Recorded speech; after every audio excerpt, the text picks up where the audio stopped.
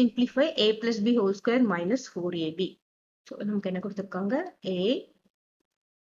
a plus b the whole square minus 4ab. First a plus b whole square formula நம்ம expand பண்ணலாம். என்ன வரும்? a square plus 2ab plus b square. இந்த formula extend பண்ணி எழுதிட்டோம். அதுக்கப்புறம் இங்க என்ன இருக்கு? 4ab இருக்கு. இப்போ plus 2ab minus 4ab. அப்ப என்ன வரும் பாத்தீங்கன்னா a square. இங்க minus 4ab ல இருந்து plus 2ab கழிச்சா என்ன வரும்? minus 2ab. clear? இங்க minus 4ab. அதுக்கப்புறம் இங்க 2ab. இப்போ நமக்கு என்ன வரும்? greater symbol தானே வரும். அப்போ minus 2ab plus b square. So what is a square minus 2ab plus b square is equal to a minus b the whole square. இந்த formula நம்ம apply பண்ண போறோம். This is 2 minus 4 என்னது?